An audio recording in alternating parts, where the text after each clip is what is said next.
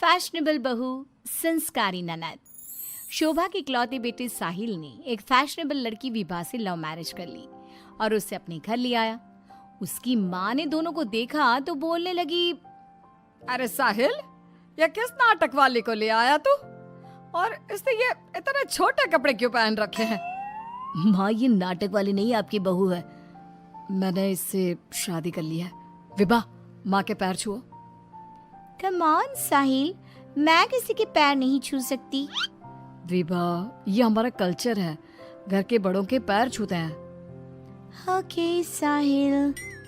विभा जैसे ही शोभा के पैर छूने के लिए झुकी तो शोभा ने उसे डांटते हुए कहा, चल हट यहाँ से, दूर हो जा मेरी नजरों से। न जाने कहाँ से इसे उठा लाया है। तेरे लिए लड़कियों की कमी थी क्या, जो ऐसी लड़की को ले आया? हमारे घर के संस्कारों के बारे में तो सोच लेता, लोग क्या कहेंगे? माँ, आप भी कैसे पुराने जमाने की बात कर रही हो? आप कपड़ों और भाषा से किसी के संस्कारों को जज नहीं कर सकती। साहिल ने अपनी माँ को समझाने की बहुत कोशिश की, लेकिन वो कहाँ कुछ मानने वाली थी। शोभा अपनी बहू के कपड़ों और स्टाइल की वजह से हमेशा उसके कैरेक्टर पर टिप्पणी करती रहती। एक दिन विभा अपनी सास के लिए चाय बनाकर लाई। गुड मॉर्निंग मॉम, ये आपकी टी। ऐ छोरी, तुझ में संस्कार नाम की चीज है या नहीं? गुड मॉर्निंग ना बोला कर मुझे। हमारे यहाँ बहुएं पैर छूती है और तूने ये कैसे कपड़े पहने? देख जरा मेरी बेटी रानी को, सीधे सादे कपड़े पहनती है वो। मॉम, आपकी बेटी को फैशन की बिल्कुल भी नॉलेज नहीं है। उसी तो आप तंबू भी दे देंगी ना तो वो तंबू भी पहन लेंगी। देखो माँ, भाभी कैसे मेरा मजाक उड़ा रही हैं। रानी, मैं तुम्हारा मजाक नहीं उड़ा रही, मगर जरा देखो खुद को, कैसी लग रही हो। तुम्हें फैशन का बिल्कुल भी सेंस नहीं है। कुछ तो लड़कियों वाली हरकतें किया करो। चलो कोई बात नहीं, मैं आ गई हूँ ना, सब सिखा दूंगी। इतना कहकर विभा वहां से चली जाती है और रानी सोचने लगती है, भाभी आपने मेरा मजाक उड़ाकर अच्छा नहीं किया। अब देखो मैं कैसे आपको इस घर से बाहर निकालती हूँ। अब रानी हर समय अपनी भाभी की कमियां ढूंढने में लगी रहती। रानी की माँ तो विभा से नफरत करती ही थी, लेकिन घर से निकालने के लिए जरूरी था कि साहिल भी विभा से नफरत करे। एक दिन घर में पूजा हो रही थी। घर के सभी सदस्य पूजा में शामिल हुए, लेकिन विभा नहीं हुई। जब पूजा खत्म हुई तो रानी ने कहा, भैया, माना कि भाभी फैशनेबल हैं, लेकिन इसका मतलब ये तो नहीं कि वो भगवान में बिल्कुल आस्था ना रखे। उन्हें पूजा में तो आना चाहिए था ना। हाँ बेटा, तूने अपनी मर्जी से शादी तो कर ली, अब अपनी मॉडल बहू को घर के तौर तरीके तो सिखा दे। अपनी बहन और माँ की बात सुनकर साहिल विभा के पास गया और उससे कहने लगा, विभा, आज घर में पूजा थी, तुम क्यों नहीं आई पूजा में? पता है लोग कितनी बातें बना रहे थे। माय डियर हस्बैंड, इतना गुस्सा क्यों हो रहे हो? जरूरी नहीं कि भगवान को खुश करने के लिए पूजा में शामिल होना पड़े।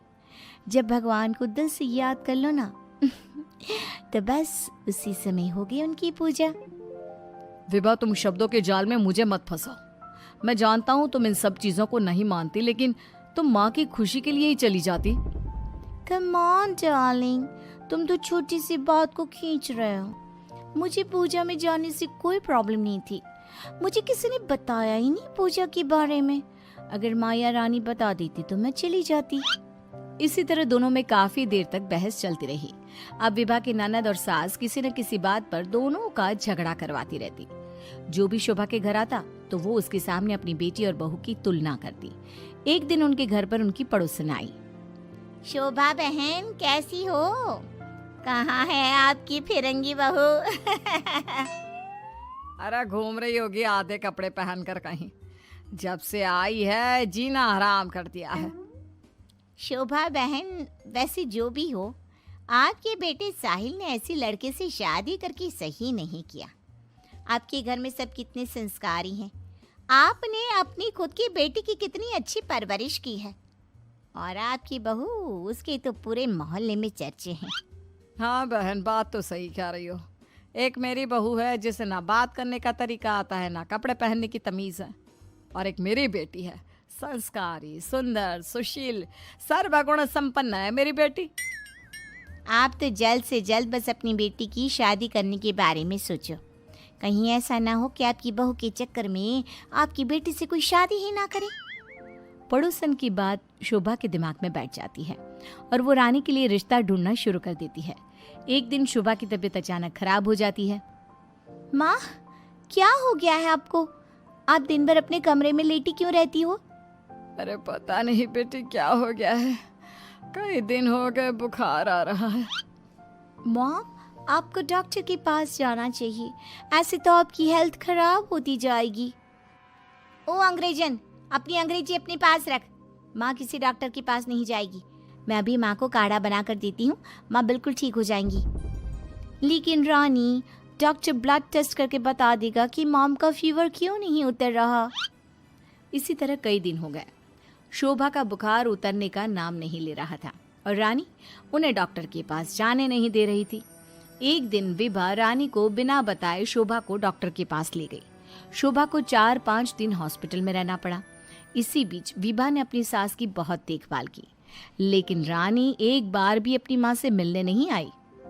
बहू, मेरी इतनी ज्यादा तबीयत खराब थी, लेकिन रानी मुझसे एक बार भी मिलने नहीं आई। डोंट वरी मॉम, घर में कोई नहीं है ना, तो वो घर में ही रहती है। अब डॉक्टर ने बोला है कि आप घर आ सकती हैं, तो आप ज्यादा सोचिए मत। अब शोभा को पहली बार अपनी बेटी और बहू के संस्कारों के बीच का अंतर पता चला। शोभा अपनी बहू को प्यार करने लगी। एक दिन शोभा ने विभा से कहा, बहू, आज शाम को लड़के वाले रानी को देखने आ रहे हैं। रानी और तुम बाजार चली जाओ, खाने का कुछ सामान और रानी के लिए अच्छी सी साड़ी लेकर आना।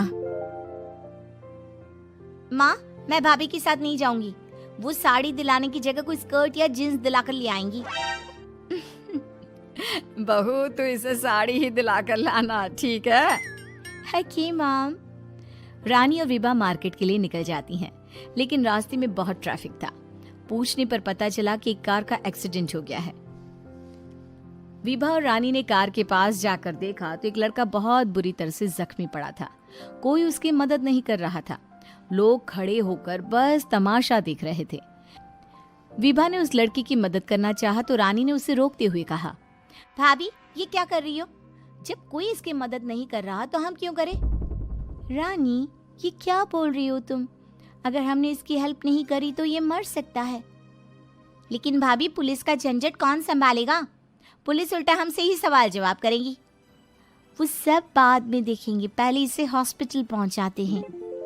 विभा और रानी उस लड़के की जान बचा लेती हैं और उन्हें घर आने में देर हो जाती है। शोभा उनसे पूछती है, तुम दोनों को इतनी देर क्यों हो गई आने में? देखो शाम होने वाली है, लड़के वाले किसी भी समय आते होंगे। माँ, आपकी लाडली बहू की वजह से देर हो गई। मुझे आज पता चला भाभी को समाज सेवा का शौक भी है। रानी ने पूरी बात अपनी माँ को बता दी। शोभा ने बहू को डांटने की जगह उसकी तारीफ की।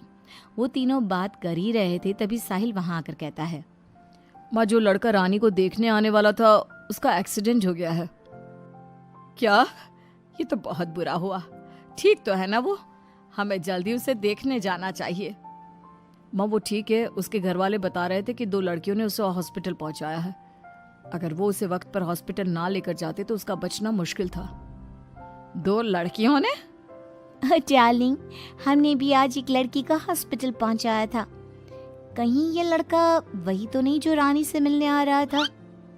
सभी हॉस्पिटल पहुंचे तो ये लड़का वही निकला जिसकी जान विभा और रानी ने बचाई थी। सब ने दोनों की बहुत तारीफ की। रानी ने अपनी भाभी से माफी मांगते हुए कहा, भाभी, मुझे माफ कर दो। मैंने हमेशा आपको गलत समझा। अगर आप ना होती तो मैं कभी भी किसी अनजान आदमी की मदद ना करती। डोंट क्राई डियर, हमें अच्छे काम करते रहने चाहिए।